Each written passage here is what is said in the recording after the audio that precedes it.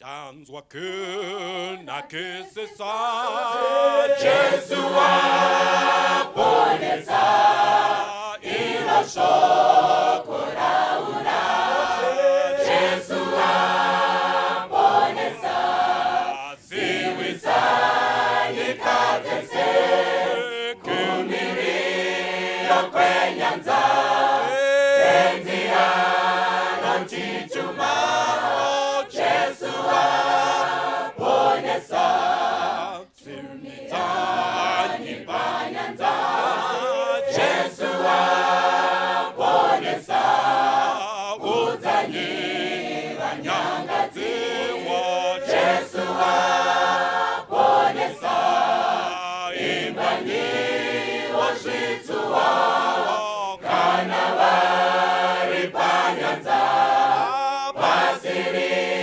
chasorinza Jesu aponesa imbanyi mudambudzo Jesu aponesa ngeupenyu nerufo Jesu aponesa imbanyi nekufawa moyo unodamudza imbirani panguva Jesu aponesa ipa izwi pamwe yavo Jesu aponesa kuti ndudzi dzizoda Jesu aponesa daidza kuponesa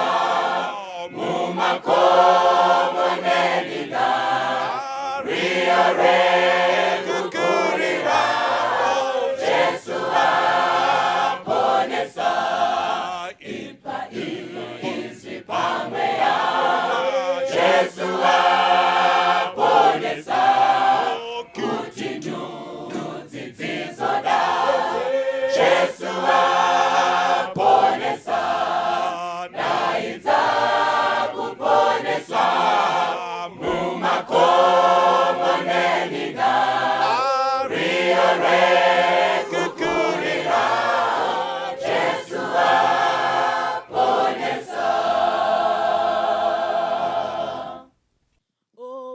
Ovumaindi fambenemi sezakai tainoki mumateru okorangu nditauri ranenemi kananzira yoshaikwa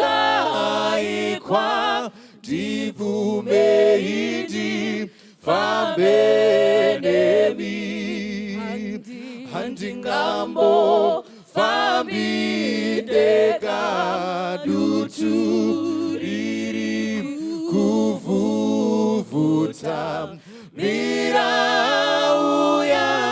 kateiwa wawengiwa nondiedza ese aya matambudzo tenzivumaindi fambenemi kuti mandipa zororo zvepasi zvinowanando ndozofamba nekushinga ndotakura muchinjiko nakarandi one zioni tenzi vumaindi fambenemi kuti mandipa zororo zvepasi zvinowanando ndozofamba nekushinga ndotakura muchi ndakara ndione Zioni, tenzi vhumai ndifambe nemi. Toda kukwasai mose vana vaMwari muzita raJesu. Amen. Toda kutenda Mwari nemukana wavatipa wekuti tidzidze zvimwe zviri mukati meshoko ravo. Panguva ino takamirira kuuya kwaMuponesi, kwaswedera zvinoshamisa. Ndakamboti neimwe nguva mufundisi Dzingai, mazuva takanga tichiri kuenda kuchikoro. Pandaidzidza kwaikwirwa makombi, saka ndaenda kuchikoro nemakombi, ndichidzoka nemakombi. Saka zvakandiitikira mumwe musi time dzekubuda dzakwana 5:30 kuti tidzokere kumba. Ndakatarira muhomwe yangu yandaisa mari, asi mari handina kuiona mufundisi wangu. Munoti shuwa kana yakarasika zvimwe pada ndakabirwa, but chandinoziva ndechekuti ndakaona mari ndisisina. Apa nguva yacho zuva raikasika kunyura, saka zuva rakanga rakuda kunyura. Ndakamboda kuti ndifambe netsoka kuenda kumba, but zvakaramba mufundisi, because nzira yataifamba nayo taizodarika nepamwe pabani paityisa nekuponda vanhu. Saka ndakafunga kuti ndoita sei kumba ndoda kuenda. Ndobva ndaona shamwari yangu yatakafunda nayo yainzi Edias. Ndobva ndati Edias, ndipowo mari ndozokudzorera ndikweretesewo. Edias kwakundikweretesa mari yakanga iri 5 rand, kwakanga kusati kwane mabhondi kana mazigi. Ndobva andipa 5 rand mufundisi. Ndobva ndaenda kumba, but chakazonetsa kubhadhara chikwereti chaEdias. Nekuti kumba mudhara waipenga. Kwakusingataurike kuti ndarasa mari, waiti ukangoti ndarasa chinhu kuna mudhara, nyaya yacho yaipera muchirowana. Saka kumba handina kusvitsa nyai. Saka kuchikoro Edias akanga akuda mari yake. Nyaya yacho yakanetsa even muklasi. Ndakanga ndisisina zororo mufundisi. I remember the other day akaenda nenotebook rangu regeography nescience. Saka ndakubata mabhuku aya ndechibatiso. Kana wazobhadhara chikwereti ndokudzosera mabhuku ako. Ndakanga ndisisina mufaro mufundisi. But Mwari ngaavongwe, praise be to God. Neshamwari yangu Zakaria Munandi, rimwe zuva akandibhadharira chikwereti changu kuna Edias. Saka Zakaria akandiita set free. Chikwereti changu chakazobhadharwa, mabhuku akadzoka mufundisi. Musoro wedu wenyaya panguva ino unoti chikwereti chakazobhadharwa. Regai tinamate. Baba vedu vari kumusoro kudenga, makambotaura kwatiri, mucharamba muchitaura. Taurai nesu muzuva ranhasi muzita raJesu. Amen. Genesis chapter 2 verse 16 to 17. Uya uverenge Dzingai. Genesis chapter 2 verse iri ya 16 kusvika pa 17. Verenga verse. Jehovha Mwari akarayira munhu Sure. achiti, Right. ungadya hako miti yose yomunda. Sure. Verse ya 17. Verse number 17. Asi muti wokuziva zvakanaka nezvakaipa Sure. usaudya. Right. Nokuti nomusi waunoudya uchafa zviro kwazvo. Mwari ngaavongwe. Saka Genesis chapter 2 mukaverenga verse number 7. Adamu anosikwa naMwari neguruva revhu kwakufuridzira mweya weupenyu mhino dzake. Saka verse 16 na 17 pamaverenga maipasta, Mwari akutaura naAdamu akungomba just a single commandment yaakamupa. MuEden mune miti yakawanda, mibanana, mipopo, migwavha, minachisi nemimwe miti yose yakanga irimo. Saka nzimwe yese idyai varume, uite madiro aJojina, but muti wokuziva zvakanaka nezvakaipa uri pakati pemunda usaudya, nekuti nemusi waunoudya uchafa zviro kwazvo. Saka Mwari ari kuti ukadya muti uyu mubayiro wacho rufu, unotobhadharwa nekufa. Saka Mwari akazoona kuti hazvina kunaka kuti munhu agare ari oga. Kwakumupa mukadzi wake Eve. Eve avapo, Adamu kwakuudzawo mai. Zvimwe zvose tinoita mai, but muti uri pakati pemunda haudyiwe, nekuti tikaudya wakomana tapara mhosva yerufu. Saka Eve asikwa vhesi ramba 25 yechapter 2 inopera zvakanaka. Vakanga vasina kusimira but zvakanga zvakanaka vachiobheya Mwari. But from chapter 3 kubva pavhesi number 1 muedza anosvika my pastor. Satani kwakugara mukati menyoka. Svikiro rekutanga inyoka. Daitaiva kunyika taiti chibaba chemasvikiro inyoka. Saka Satan kwakugara munyoka. A conversation between the woman and the serpent. Mukadzi akadya. Bhaibheri inoenderera mberi kuti apedza kudya akapawo murume wake. Vakomana vane chikwereti cherufu. Ahebrew chapter 9 verse number 22. Muiverenge fundisi dzingai. Verse number 22. Tinzwe kuti chikwereti chichaibhadhara nei. There was only one thing chaigona kuva redeemer. Kubhadhara chikwereti cherufu. A permanent death. Verenga verse. Hebrew chapter 9 verse 22. Verse number 22 mfundisi. Zviro kwazvo. Sure. Tingati pamurayiro zvinhu zvose zvinenge zvose zvinonatswa neropa. Sure. Uye kana kusine ropa rinotevurwa hakune kanganwiro. Saka Mwari pano akutaura chamaita kuti chivi manditadzira mubhadharo wacho panodiwa ropa rinodeuka. Saka paidiwa ropa richina charingapomerwa ropa riri blameless. Saka chikwereti chacho chaingobhadharwa koga neropa riri blameless. Saka after that Mwari anochipasa his judgment kuti zvamaita izvi nyika yakutobereka munzwa neumutumba mbeva. Mai mucharwadziwa pakupona newe Adamu chaga cheziya zvauri guruva uchadzokera kuguruva. Vakutonzi vakomana pack your bags and go. Udai mukati meEden. Vakutotamiswa musi wakanaka. Mwari kwakuisa a flaming sword necherubim yakanga yakagadha kuti vasadzokeramo.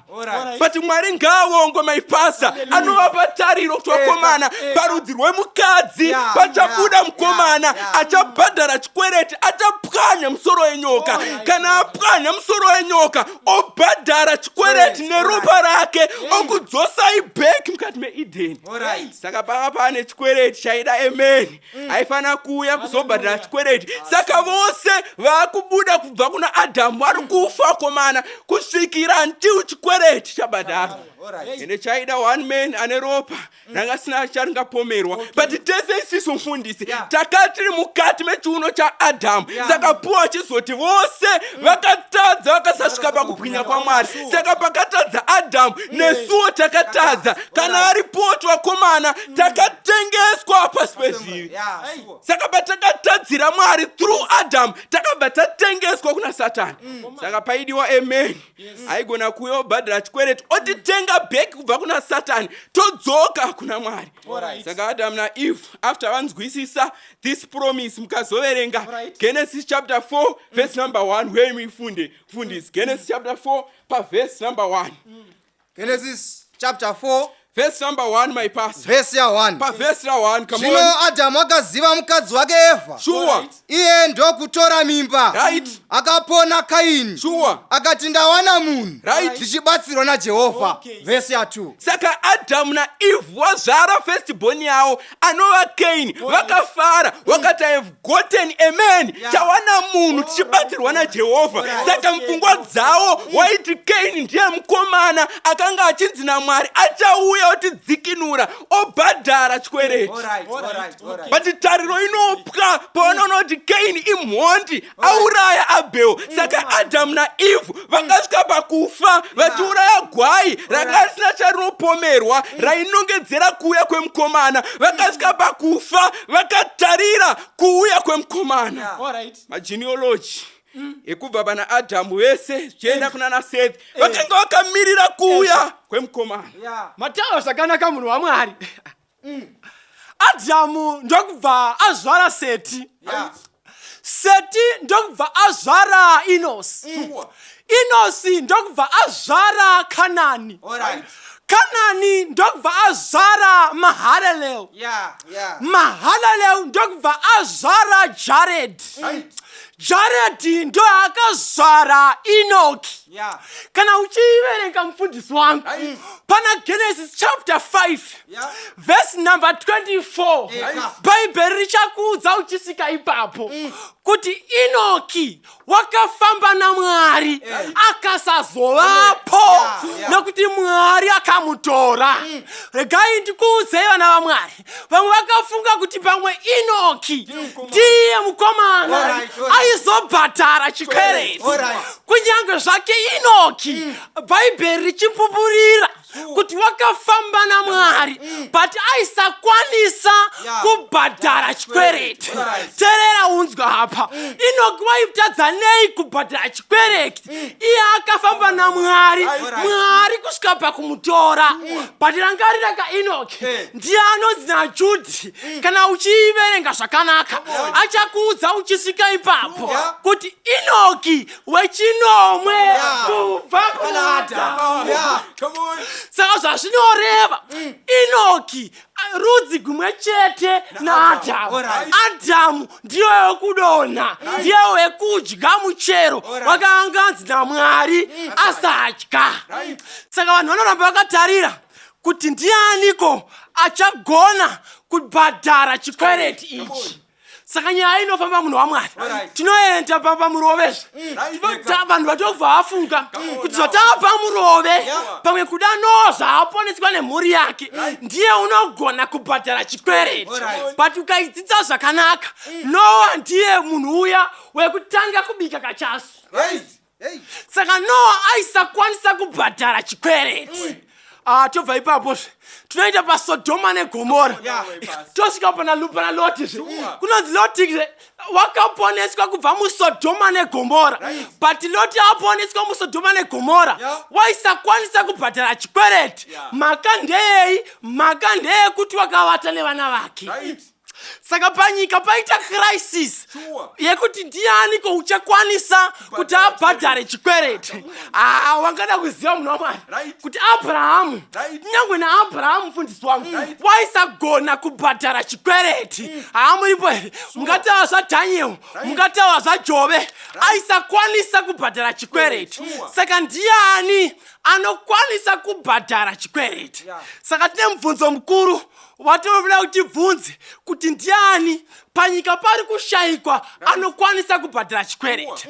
Kana uchiiverenga mubhuku yaZakazarurwa chapter 5 verse 4 Bible richakuudza uchisvika ipapo kuti Johana akachema mhaka ndeyei akashaya munhu kudenga napasi aizobhadhara chikwereti. Even ngirozi munhu waMwari dzaisakwanisa kubhadhara chikwereti, asi ngirozi hadzina kumbotadzazvo but dzaisakwanisa kubhadhara chikwereti. Mhaka ndeyei paidiwa munhu weropa kuti abhadhare chikwereti. Kana uchiiverenga pana Leviticus chapter 25 endai mutoiverenga zvakanaka, ichakuudza uchisvika ipapo kuti kana hama yako ikaita murombo, kana iwewe uchikwanisa kuzobhadhara kuti udzose lendi yaatengesa uri weropa rake, waigona kundobhadhara hama yako yodzikinurwa kubva pachikwereti. Saka kwaidiwa munhu ane ropa nesu aizokwanisa kubhadhara chikwereti. Uya uverenge mufundisi wangu Hebrews chapter 2 toida pachirungu verse number 11. PaHebrews chapter 2 tinoida pachirungu tidzike kuti ndianiko akanga achigona kuti azobhadhara chikwereti chakatanga takapuwa. Hebrews chapter 2 verse 11. Verse 11. Funda verse mufundisi wangu. Verse 11. Yes. Ndasvika. Verse 11. For both he hath sanctified, and they who are sanctified are all of one. For which cause he is not ashamed to call them brethren. He is not ashamed to call them brethren. Saka kune munhu mumwe chete, he is the man anokwanisa kubhadhara chikwereti. But Mwari haana kuisiya yakadaro. Pana Genesis 22 mukaiverenga pavhesi ya2 muchidzira, Abrahamu akatoudzwa naMwari kuti chikwereti chichazobhadhara aizobhadharwa kwete koga asine mabhadhariro acho Chikwereti. Saka anoti Abraham, tora kamwana wako uikwire pagomo reMoria. Sindize awuripo here, enda naIsaac pagomo reMoria. Oenda ipapo ondomuita chibayiro. Saka Abraham ndiye antitype yaMwari Baba, asina kuramba kupa mwanakomana wake ake ega. Saka Isaac akuita antitype yaJesu Kristu, because mwana asina kuramba kupiwa. Because Bible ukaiverenga nyacho zvakanaka inokuudza kuti akatobatsira baba kuzvisunga, akatokwira pamusoro pealtar. Zvikanzi ngirozi iri kudenga yaizviona, zvikanzi wasimudza banga mukomana kuti achibaya mwana, ngirozi ikadeedzera mira Abrahamu, ndokubva aona gondobwe rakabatwa nenyanga riri mukati megwenzi, zvairatidza kuti kuna imwe mukomana riri gwayana raMwari richazouya richibhadhara Chikwereti. Saka mukaidzisa nyacho zviri nani, muchaona kuti all the patriarchs and the matriarchs vakanga vakatarisira, vakararama vakatarisira Chikwereti chaizobhadharwa panguva yekupedzisira. Adango ndiite mubvunzo zvangu kuti ko vaprofeti enyu aezuva ranhasi vanotaurawo here kwekubhadha kwechikwereti kuchaitwa naMwari? Mazuva ano kuti hapane goridhe topike pavanongotaura ndosvika havana zvimwe zvavanoda, but ava vakatitangira vakasiya vatiudza kuti Chikwereti chaizobhadharwa. Kune mumwe munhu waizobhadhara. Mukaitsa zvakanaka pana Malakai zviri uripo emunhu waMwari Malakai pana vakaitsa pana Malakai zvakanaka uchaona wasvika ipapo titesere. Malakai ndiye the last Old Testament prophet akataura, but wakataura akasiya anongezera vanhu kune achazobhadhara Chikwereti pazuva rokupedzisira. Malakai munhu waMwari, Malakai chapter 4 verse ya 5 na 6 iverenge munhu waMwari. Malachi chapter 4 verse ya 5 ne verse ya 6. Tarirai nitaurai chakutumirai muprofita Elia, zuva iro guru raJehovha rinotyisa risati rasvika. Pavesi ya 6 iye uchadzorera mwoyo yamadzibaba kuvana vavo, kuti kune mwoyo yavana kumadzibaba avo, kuti ndirege kuuya ndirove nyika nokutuka. Saka waironda zvakanaka Bishop. Ndiri kuona panapa pari kunzi ndichakutumirai muprofita Elia pamazuva ekupedzisira. Saka nzi basa raElia nderekudzorera mwoyo yemadzibaba kuvana nemwoyo yevana kumadzibaba. But this time tiri kuona murume ari kutumwa uyu ari kuuya ari muchimiro chaJohn the Baptist. Ukafunda zvakanaka nyaya yaJohn, John was a reformer. John was a reformer. Haingodya zvekudya zvese. Hanzi John aidya zvaibva nazvo kubani, haingodya zvaingodyiwa zvenguva iyoyo. Kwaiva nemachicken nayo kunguva iyoyo, Pepsi yaiveko vakomana, harahwa dzaiveko vakomana. Asi John pavakauya, hanzi John was a reformer. Saka pavakamuona John vakaita mubvunzo, zvikanzi nai John ndiwanikwe iwewe. Chaya vhesi mufundisi, chaya vhesi John chapter 1 verse 23. John chapter 1 verse 23. Eka verenga.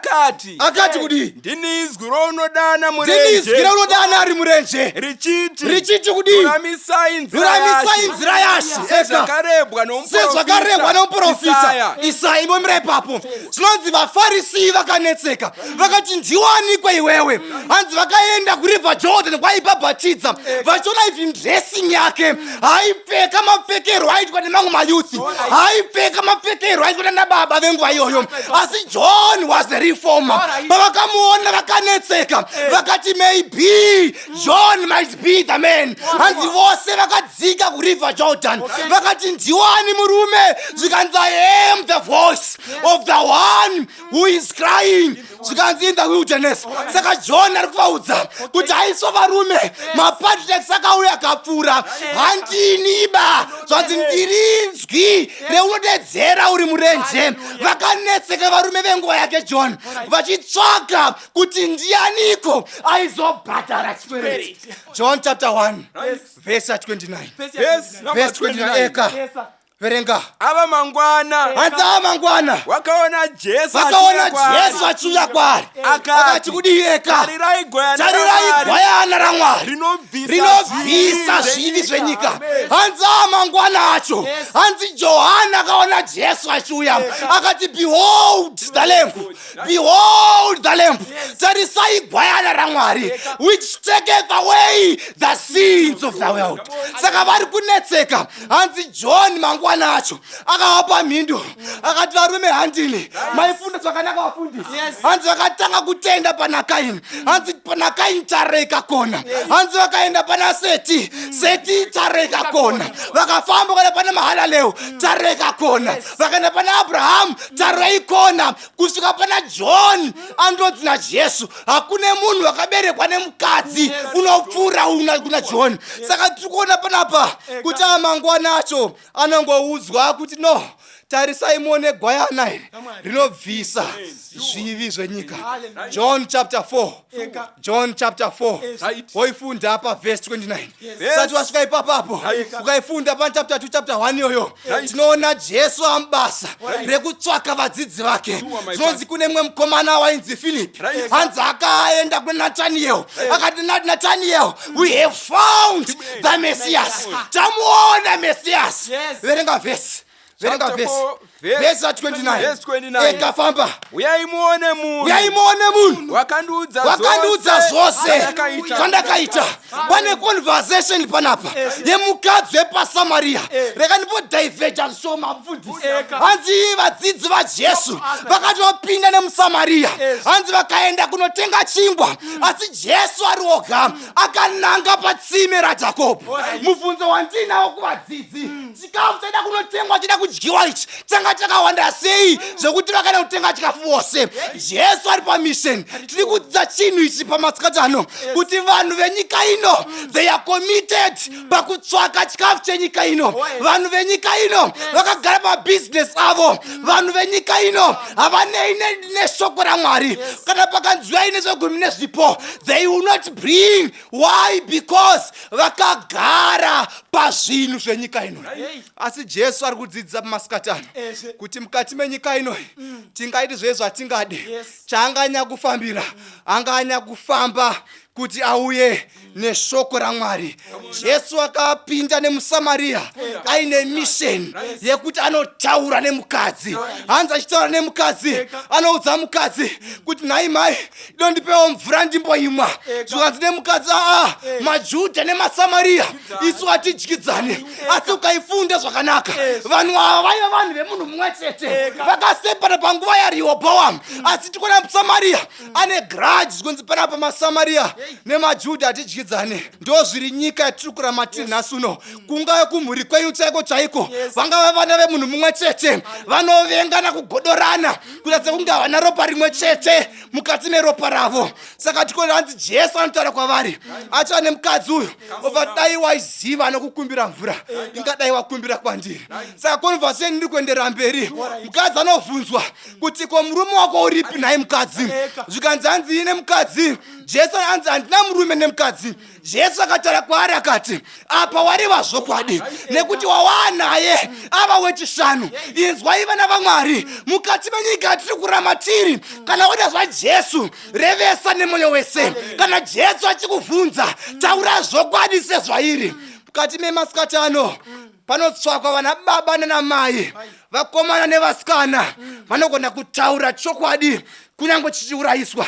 Anotaura murandakadzi achiti the greatest need of the world are people who are as faithful to the need to the poor as they need to. Ndo vakomana nevasikana vari kutsvakwa mukati menyika tiri kurarama. Saka zvinonzi panapa Jesu ataura nemukadzi uyu. Mukadzi anobva amhanya mukati meguta, anosiya chirongo patsime akamhanya mukati meguta akanodaidza vanhu akati come and see the man. Inzwai vana baba, mukadzi wepaSamaria akasiya chirongo akati hazvina ndava nyaya yekutsera mvura iyi yekuti ndikaimwa iyi ndinosara nenyota ina basa. Regai ndokokera vamwe kuti vauye vazoona murume. Jesus is the man. Panotsvakwa vana baba nanamai vanogona kusiya mabusiness avo, vanogona kusiya misha yavo, vachienda kunokokera vamwe group oneso, vachitaura, come and see the man. When was the last time pawakasiya the comfort of your home ukafamba uchienda kunoparidzira evhangeri yaMwari? Panapa tiri kupiwa muenzaniso. Mukadzi uyu tanga chiri chifeve, kuza chifeve mucommunity akanga agara, akanga atitora vakadzi varume vevanhu, akanga atora even vakomana vemazuva iwaya. Asi mukadzi uyu ari kusiya achiti veduwe kunyangwe ndiri chifeve hangu, come and see the man. Chii chawaitayo mukati meupenyu hwako chaungafunge kuti nokutadzisa kuti uende kunoparidzira evhangeri? Saka Jesus, he is the man. Mukadzi uyu mukati menhoroondo anga asangana nevarume vakawanda, ndoreva kusangana kwekusangana, asi musi uyu anga asangana nemurume. Saka paari kuenda mukati menharaunda ari kuti veduwe ndakambosangana nevarume, but this time I have met the man. Ari kuti ndasangana nemurume. Saka tiri kuona panapa kuti Jesus is the man. He is the man. There is none other. Kana chifeve chakagona kutaurawo kuti no, he is the man. Even Philip akataura kuti no man, this is the man. John the Baptist confessed kuti this is the lamb. Saka uchaona kuti ivava voga havasiri vakataura kuti Jesus was the man. Konga uchiverenga mukati mesoko raMwari chaona kuti Jesu asvika panguva yaifanira kuti afe, kunonzi akagara the Lord's Supper nevadzidzi, the holiest service mukati mechechi yaMwari. But vakagara ipapo, vhesi pandakaifunda yakati vakagara patafura, hanzi Satani akapinda muna Judasi. Unoziva kuna vamwe vanopfuka kuuya kuchechi kunoita kuti vasabatwe nemweya yetsvina. Judasi akapindwa naSatani akagara parutivi naJesu. Akapindwa naSatani. Saka kuna vanhu vafunzwa kana vakanzi vachechi euda mweya yetsvina haigone kupinda mukati meupenyu hwavo. Kana ukanzi wamudhikoni munhu waMwari unogona kupindwa naSatani. Saka toona kuti panapa hanzi Judasi akapindwa naSatani ndobva atengesa Jesu ne30 pieces of silver. Hanzi amutengesa Jesu akafamba akaenda kuGetsemani. Munyori wekwedu achitaura nyaya iyi anoti Jesu paakasvika pagate reGetsemani, he could barely lift each step. Why? Because the sins of the world dzakanga dzapa musoro pake. Regai timanye zvishoma tifunde pana John chapter 19 verse 5. John chapter 19 verse 5. Verse 5, come on, yes. Jesu akabuda akadzikwa. Korona yeminzwa. Aine nguo tsvuku. Pilato akati kuti tarirai munhu. Kuti ifunde nechirungu.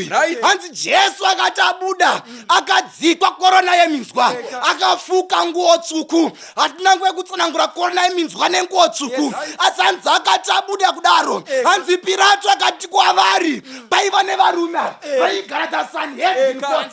Even Pilate himself akanga ari mambo aibata ushe kwaJudea, asi anoti achiudza vanhu, come and see the man. Sure. Funda vesi. Saka maita basa maipastors mabuditsa pachena Adamu naEve vakanga vakatarisa munhu, the man aizobhadhara chikwereti. Maita basa maipasta dzingai makonfirma kuti the man akanga auya Jesu pachake. His disciples they confirmed. The Samaritan woman akakonfirma kuti this is the man. Ndiye airehwa nezvake. Even Pilate wakomana mambo akanga ari muheaven akakonfirma kuti this is the man. Saka Jesu ndiye munhu akanga akamirirwa for centuries, ndiye oga aigona kubhadhara chikwereti man. Saka zvinoitika kuti Satani apinda muna Judasi, Jesu atotengeswa bound in chains muPraetorium aina Pilate. Vakamusvibira kumeso vakamuperekedza korona yeminzwa, vakamurova kumusana asina nguo. His road to Calvary was not an easy road kubhadhara chikwereti. Vakamuita zvose zvaida kumuita vakomana, vachimupomera nekumutuka kuti abhadhare chikwereti. It was not easy vakomana. chikwereti chakabhadharwa nerufu nekuti vaHebheru yamafunda ati panodiwa ropa kuti chikwereti chibhadharwe. Saka Jesu anoenda on top of Golgotha, vakomana pagomo raizonofira. Mambo ibuditsa pachena kuti zvakaitika paMount Moriah, it was a typology yazaizoitika pakubhadharwa kwechikwereti. Saka they nailed him at the cross, my pastors, but vakamuroera muchinjikwa uri pasi. Yesu anoroerwa muchinjikwa uri pasi. Vakasiya muchinjikwa uri pasi vakomana, Satani angadai akahwina hondo iyi. Mistake yavakaita kusimudza muchinjikwa. SaMozisi murenje akasimudza nyoka. Neniwo ndofana kusimudzwa.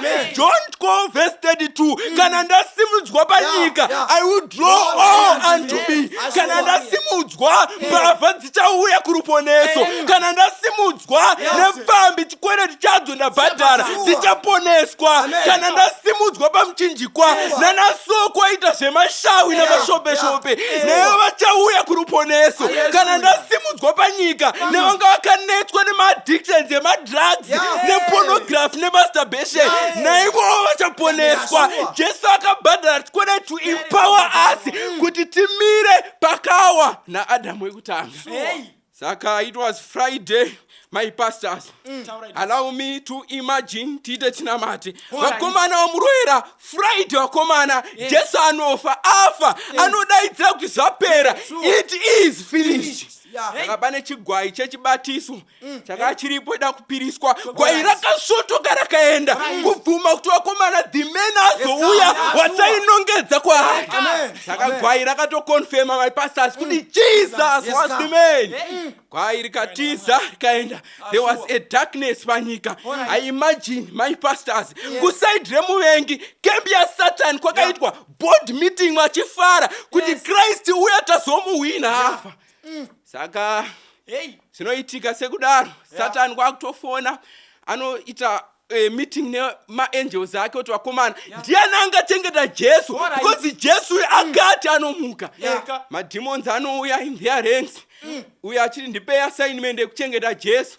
Satan obva aramba kuti aiwa enda iwe hauqualify, imweyo yoti iwewe hauqualify. Wakaita meeting kumademons, ndiani angachengete muchinda uyu kuti asamuka. Rufu ndobva chauya chakazvimbirwa nevatsvene vachakawiga, chakati vakomana, Abraham the father of faith, ndakachengeta hana kumuka. Adamu akafa, ndakachengeta hana kumuka. Saka naJesu nogona kumuchengeta. Rangarai mumwe wake Mahomed akati anomuka, but Mahomed akadyiwa nembwa, ndakamuchengeta. Saka ndipe assignment yekuchengeta Jesu. Saka Rufu anopiwa assignment yekuti achengete Jesu, anowina tenda vakomana. Rufu kwakuchengeta Jesu, but Satan chaitya chaichiziva. Saka chinofona Friday pakati pawo usiku kuti hello Rufu. Saka naRufu, don't worry master, Jesu ndakamuchengeta. Inoti yakwana Saturday morning. Saka na Satan, hello Rufu, ndatowa Sabbath kudenga haufa. Saka ndakambokutaura kuti ututuma small to assignment. Jesu ndakatengeta, patowane kunhuwa nehone dzakutofamba. Sabbath maskati.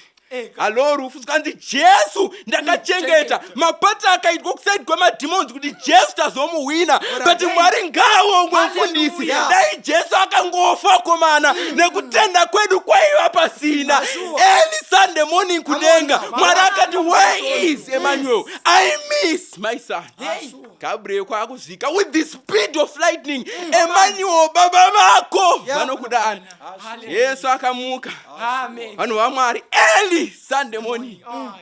Ana Philip vakaona Jesu, and his disciples vakaona Jesu. Rakuudzai vana vaMwari, tinonamata Jesu akabhadhara chikwereti nerufu, but hazvina kupera akafa. Jesu akamuka. Kuna zvakanoti vakomana, ndine kidze rufu neHadesi, kunoti vose vanenge vatenda kuna Jesu kunyange vakafva vachararama zvekare nekuti chikwereti akabhadhara. miyai varomans swederai pedo toda kuti tiwane nguva yekunamata saka John chapter 1 verse 12 ngaifunda inoti kune vose vakamugamuchira akavapa simba rekuti vanzi vana vaMwari. Jesu akafa kuti upombwe husike muvela. Jesu akafa kuti kunyepa kusike. Jesu akafa kuti madrugs asike. Jesu akafa kuti kufamba makashama kusike, nekuputa mapamba nevictoria kusike. Jesu akafa kuti chivi chirengedzeke chakaurayisa the first Adam.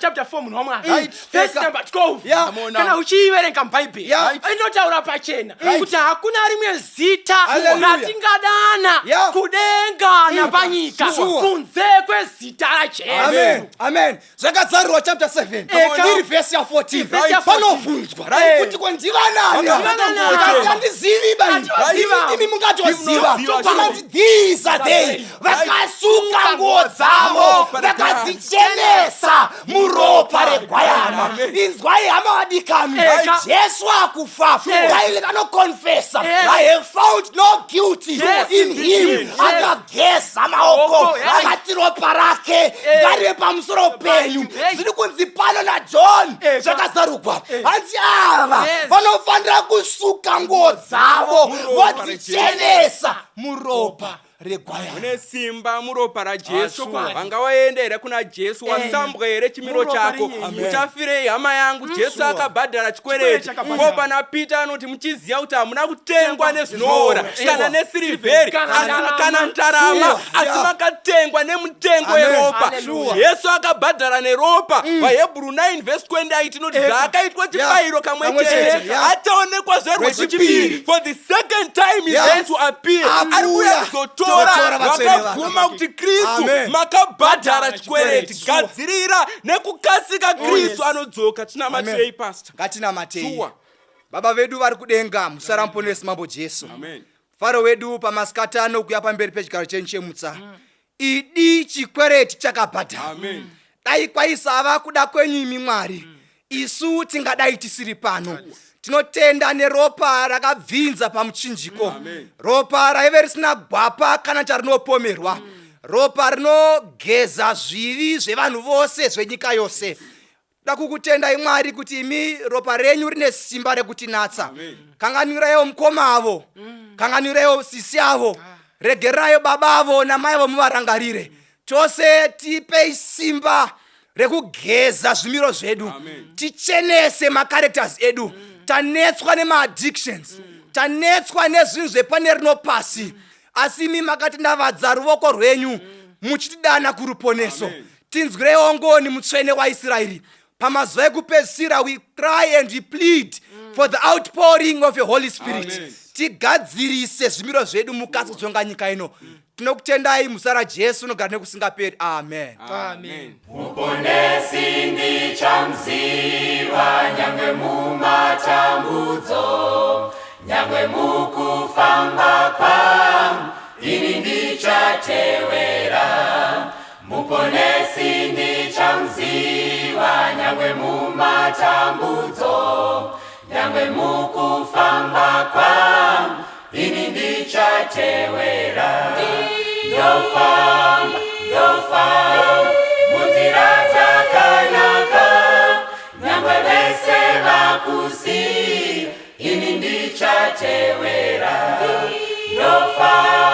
Ndofamba munzira dzakanaka, nyangwe vese vakusiya ini ndichatevera.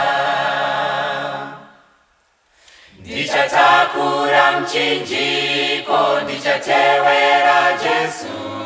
Ndichafara mumakono, ndichakumbana naye. Ndichatakura mchinjiko, ndichatevera Jesu.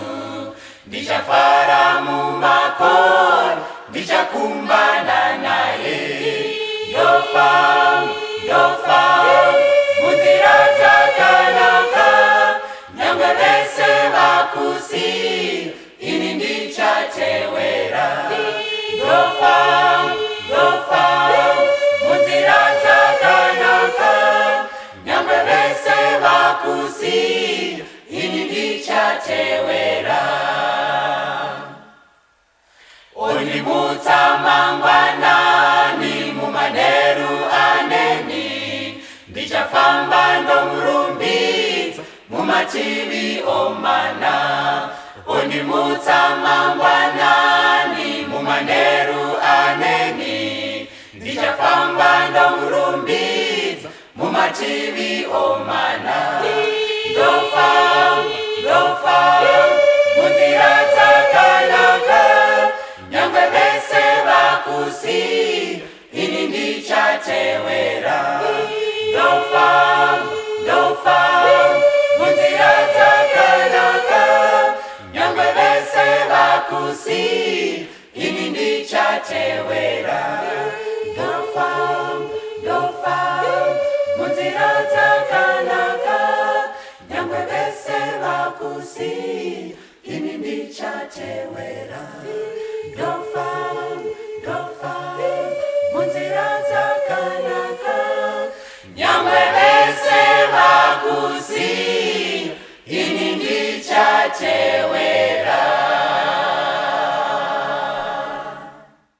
ndomutevera kweseko ndatiza kumusimbira ndotondera kundifira pamchinjiko weKalvari Jesu wanditungamira rwendo rwese nguva dzese ari shamwari yeini ndinotondera Kalvari ndofarira mtemo wake ndoda anditungamire rudo rwake rwakanaka rwaereswa paKalvari Jesu anditungamira rwendo rwese nguva dzese ari shamwari yeini ndinotondera Kalvari ndinofamba ndisingatyi ndofara naKristu pedyo ndosimbira ndichaona shamwari yepaKalvari Jesu anditungamira rwendo rwese nguva dzese ari shamwari yeini ndinotondera Kalvari ndinofamba ndisingatyi ndofara naKristu pedyo ndosimbira ndichaona shamwari yepaKalvari Jesu anditungamira rwendo rwese nguva dzese ari shamwari yeini ndinotondera